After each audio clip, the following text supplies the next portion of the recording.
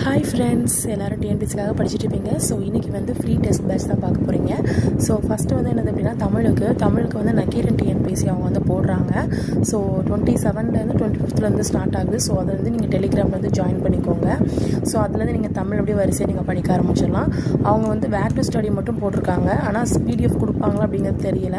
So அதை வந்து வேறு எதுலையாவது நீங்கள் வேறு ஏதாவது சேனலில் போய் யூஸ் பண்ணிவிட்டு டெஸ்ட்டு மட்டும் நீங்கள் அதில் அட்டன் பண்ணிக்கலாம்.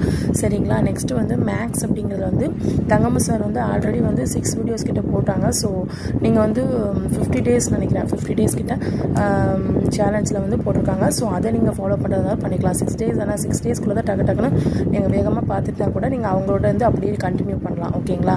ஜிகேக்கு வந்து உங்களுக்கு ஏதாவது டெஸ்ட் பேட்ச் தெரிஞ்சால் சொல்லுங்கள். ஓகேங்களா? நெக்ஸ்ட் வந்து நான் பெய்ட் பே பண்ணி நான் வந்து சேர்ந்துக்கணும் அப்படின்னு நினச்சிங்க அப்படின்னா துருவம் அகாடமி அவங்க வந்து 10 வீக்ஸ் சேலஞ்ச் வந்து போட்டிருக்காங்க. ஸோ அதை சேர்ந்தால் சேர்ந்துக்கோங்க.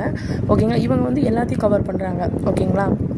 நெக்ஸ்ட் வந்து ஸ்டடி வித் ரூபன் இவங்க வந்து ஜிகேவும் மேக்ஸ் கவர் பண்ணுறாங்க. தமிழுக்கு வந்து போடுறேன் அப்படின்னு சொல்லியிருக்காங்கன்னு நினைக்கிறேன். ஜிகேவும் தமிழுமா இல்லை ஜிகே மேக்ஸுமான்னு தெரில. ஸோ இதையும் கவர் பண்ணுறேன் அப்படின்னு சொல்லியிருக்காங்க. அடுத்த இதுவும் போடுறேன் அப்படின்னு சொல்லியிருக்காங்க. ஓகேங்களா? ஸோ ஜிகேக்கு வேறு ஏதாவது டெஸ்ட் பேட்ச் இருந்துச்சுன்னா கொஞ்சம் சொல்லுங்கள். ஓகேங்களா? இல்லை டெஸ்ட் பேட்ச் எதுவும் ஸ்டார்ட் ஆகலை அப்படின்னா நீங்கள் அந்த டாப் 50 லெசன் இருக்குல்ல, அதை கூட நீங்கள் அப்படியே வரிசையாக கூட நீங்கள் படிக்க ஆரம்பிச்சிடலாம். ஓகேங்களா?